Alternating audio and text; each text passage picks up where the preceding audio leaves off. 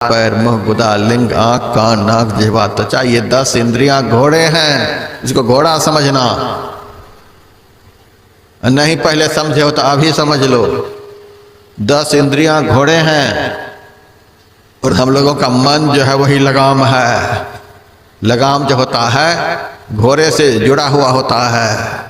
इंद्रियाणां मनोनाथो, सारी इंद्रियों को संचालित करने वाला मन है।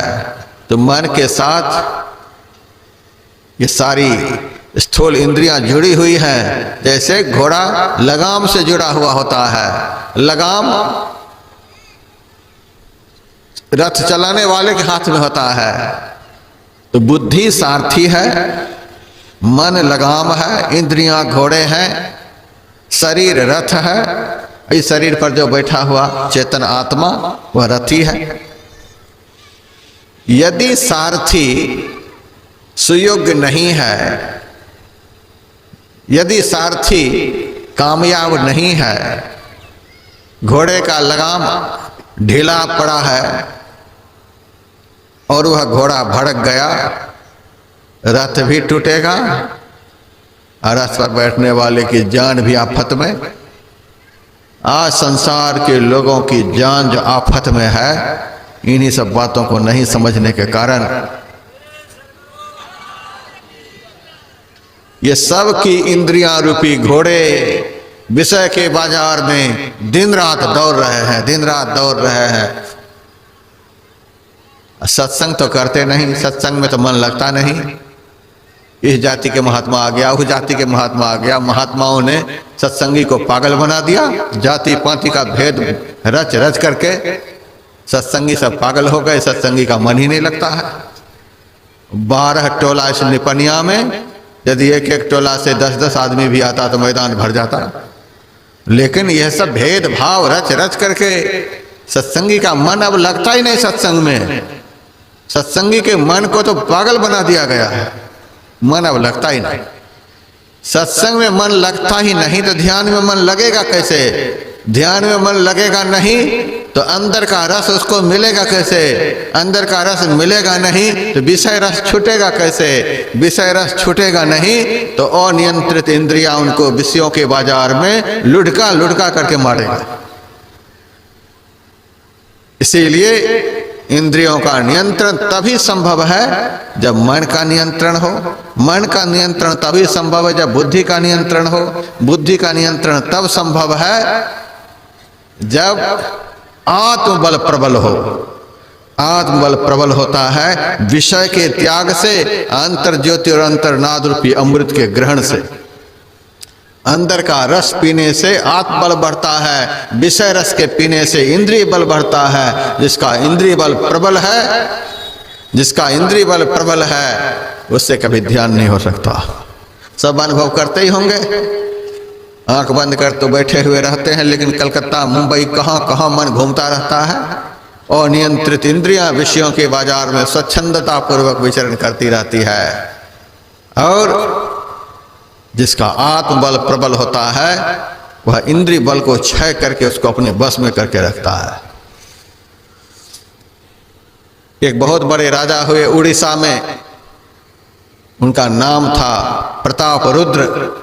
एक दिन वे आए चैतन्य महाप्रभु से मिलने के लिए जगन्नाथपुरी। महाराज प्रताप रुद्र ने चैतन्य महाप्रभु को प्रणाम कर उनके पास बैठे और उनसे कहा, महाराज मैंने आज तक सुना है कि संत की सारी इंद्रियां उनके बस में होती हैं। यह कभी संभव है? हमारी तो एक भी इंद्रिया हमारे बस में नहीं। संत की सारी इंद्रियां उनके बस में होती हैं। इंद्रियां बस में हो सकती हैं, ऐसा कभी संभव है? चैतन्य महाप्रभु ने कहा, हाँ जी संभव है। हमें विश्वास नहीं है कि कैसे इंद्रियां उनकी बस में होंगी। चैतन्य महाप्रभु ने कहा, तुम थोड़ी सी चीनी ला करके मुझे दो। चैतन्य महाप्रभु गया, चैतन्य महाप्रभु के सामने से प्रताप रुद्र गया और थोड़ी सी चीनी लेकर के आया। चैतन्य महाप्रभु ने अपनी जीभ को बाहर निकाल दिया और कहा, हमारी जीभ के ऊपर थोड़ी सी चीनी डालो। थोड़ी सी चीनी डाल दिए।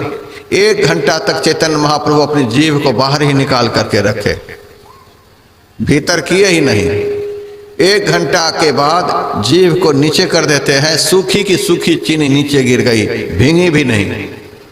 प्रताप रुद्र को बड़ा ताज्जुब हुआ, 1 घंटा में तो हमारी जीभ पर चीनी भीतर चली गई होती, चैतन्य महाप्रभु की जीभ पर सूखी की सूखी चीनी 1 घंटा तक रही, जीभ नीचे करने पर नीचे गिर गई। बात क्या है? पूछा, महाराज ऐसा कैसे हुआ? आपकी जिह्वा ने इस चीनी को भीगने तक नहीं दिया, बात क्या है? चैतन्य महाप्रभु ने कहा, प्रताप रुद्र, मैंने अपनी जीभ को आदेश नहीं दिया, जीभ को आदेश नहीं दिया कि स्वाद लो, स्वाद लेने का आदेश नहीं दिया। इसके पीछे कारण क्या है? जीभ मेरे बस में है। हम जब आदेश देंगे तभी तो जीवा स्वाद विषय को ग्रहण करेगी। आंख खुली है लेकिन आंख देखती नहीं है, यह कैसी बात है? हम आप लोगों की आंख खुली हुई है, सब नजर आते हैं, लेकिन संत की आंख खुली रहने पर भी कुछ नहीं देखती है। संत जब कहेंगे कि तुम देखो तब आंख देखेगी, संत जब कहेंगे कान को सुनने के लिए तब कान सुनेगा, संत जब कहेंगे नासिका को सुगंध दुर्गंध का ज्ञान करने के लिए तब नासिका सुगंध दुर्गंध का ज्ञान करेगी, संत जब कहेंगे हाथ को स्पर्श करने के लिए तब हाथ ठंड गर्म का अनुभव करेगा। संत के कहे बगैर कोई भी इंद्रियां काम नहीं करती हैं। कारण क्या है? संत की सारी इंद्रियां उनके बस में होती है। सारी इंद्रियों को बस में उन्होंने किया कैसे? अपने आत्मा के बल को प्रबल करके, आत्मबल को उन्होंने प्रबल किया। आत्मबल प्रबल होता है अमृत रसायन का पान करके। अमृत रसायन है इस शरीर के अंदर में, ऊपर वाले भाग में अंतर ज्योति और अंतर्नाद के रूप में। अंतर ज्योति और अंतर्नाद रूपी अमृत रसायन का जब सेवन किया जाता है तब आत्मबल बढ़ता है। आत्मबल संपन्न महापुरुष में ऐसी ताकत आ जाती है कि जिस इंद्री को जिस विषय के लिए जाने के लिए कहेंगे वह इंद्रिय उस विषय की तरफ जाएगा, नहीं कहेंगे तो नहीं जाएगा। हमारे गुरु महाराज एक बार अपने एक सेवक पर बहुत जोर बिगड़े, लगा कि थप्पड़ लगा देंगे, बहुत बिगड़ गए। पूज्यपा शाही स्वामी जी महाराज वहीं पर बैठे हुए थे। उनके मन में हुआ, संत के अंदर तो कोई विकार नहीं होता, क्रोध नहीं होता, और गुरु महाराज तो आज लग रहा था कि उसको खा जाएंगे, क्या बात है। थोड़ी देर के बाद गुरु महाराज शांत हुए। 3 तरह के आदमी होते हैं। एक आदमी पानी की तरह, एक आदमी बालू की तरह और एक आदमी पत्थर की तरह। पत्थर के ऊपर आप लकीर बना दो, जब तक पत्थर रहेगा वह लकीर नहीं मिटेगी। बालू के ऊपर लकीर बनाओ, थोड़ी सी हवा चलेगी, कुछ देर में लकीर खत्म हो जाएगी। अब पानी पर लकीर दो, आप लकीर खींचिए, तुरंत लकीर खत्म, पता ही नहीं चलेगा। संत का क्रोध जो होता है पानी पर की लकीर के समान, तुरंत क्रोध तुरंत खत्म, तुरंत क्रोध तुरंत खत्म।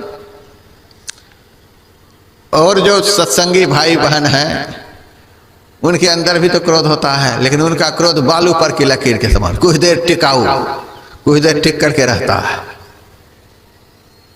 और जो ऐसे लोग हैं वे पत्थर के समान हैं। ऐसे आदमी जो पत्थर के स्वभाव के हैं उनका क्रोध कभी भी समाप्त होता ही नहीं।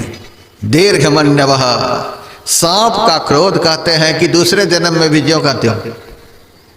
जिस आदमी ने उसको मारा है उस आदमी के प्रति दूसरे जन्म में भी सांप का क्रोध बना ही रहता है। बदला लिए बगैर किसी जन्म में सांप छोड़ता नहीं है, इतना क्रोध होता है सांप के अंदर। दीर्घमन्यवः भागवत में लिखा हुआ है, बहुत देर तक क्रोध रहने वाला। तो जिनका क्रोध कभी खत्म नहीं। एक एक आदमी तो किसी की बात को भूलने के लिए तैयार नहीं।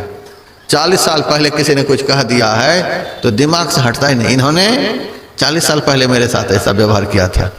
जिनका क्रोध, जिनकी ईर्ष्या, जिनका द्वेष कभी खत्म नहीं हो, समझ लेना ये आदमी नहीं, ये पत्थर है।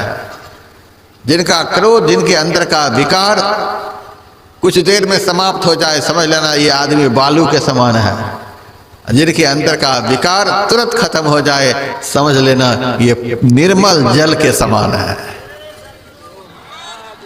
संत निर्मल जल के समान होते हैं। गुरु महाराज का क्रोध तुरंत शांत हो गया। उसके बाद पूज्यपाद शाह स्वामी जी महाराज ने गुरुदेव से पूछा, सरकार आपके अंदर भी क्रोध होता है, संत के अंदर तो क्रोध होता नहीं, आपके अंदर भी क्रोध होता है। तो गुरु महाराज ने कहा, क्रोध तो नहीं होता है, लेकिन कभी कभी बुलाना पड़ता है। क्रोध नहीं है लेकिन बुलाना पड़ता है। आ जाओ थोड़ा सा, ये चेला ऐसे नहीं सुनने वाला है, ये ऐसे नहीं सुनेगा, इनको थप्पड़ लगाना ही पड़ेगा, इनको डांट दिखानी ही पड़ेगी। एक बार गुरु महाराज बाबा देवी साहब के पास से आदेश लेकर जाना चाहते थे। झोला कंधे पर रखे हैं, हाथ जोड़कर खड़े हैं, आदेश लेना चाहते हैं, आदेश लेना चाहते हैं। तो बाबा देवी साहब ने गुरु महाराज से कहा, क्या जी जाना चाहता है? तो गुरु महाराज बोले, जी सरकार। बाबा साहब उठकर खड़े हो गए। गुरु महाराज के कंधे पर जो झोला था उठा करके फेंक दिया, गुरु महाराज को उठा करके पटक दिए और पीठ पर बैठ गए। जाओ तो कैसे जाते हो? परम संत बाबा देवी साहब, हमारे दादा गुरु, उठा करके पटक कर पीठ पर बैठ, जाओ तो कैसे जाते हो? या संत में भी क्रोध होता है। लेकिन बाबा साहब देखना चाहते थे हमारे चेले के अंदर हमारे प्रति कितनी श्रद्धा है। इतनी बड़ी कड़ाई हो रही है, इतना बड़ा प्रहार हो रहा है, तो भी गुरु के प्रति श्रद्धा कभी कम नहीं हुई। पीठ पर से जब बाबा साहब उतरे तो गुरु महाराज ने हाथ जोड़कर कहा, सरकार की जो आज्ञा, आदेश देंगे तो चले जाएंगे, आदेश नहीं तो नहीं जाएंगे। 3 दिन के बाद बाबा साहब कहते, अच्छा ठीक है आप जाओ। तो आदेश मिला, चल दिए। संत का क्रोध ऐसा होता है, दिखाने के लिए। डॉक्टर जो होते हैं किसी रोगी का जो चीर फाड़ करते हैं, गुस्से में करते हैं, गुस्से में नहीं करते। मन में भाव है इस रोगी का रोग जल्दी से समाप्त हो जाए, इस रोगी के अंदर जो बीमारी है, असाध्य रोग है, इस असाध्य रोग को हम निकाल देते हैं चीर फाड़ करके, ताकि ये जल्दी से स्वस्थ हो जाए। तो डॉक्टर के अंदर में रोगी के प्रति कोई द्वेष नहीं है, कोई क्रोध नहीं है, चीर फाड़ कर रहे हैं रोगी के लिए।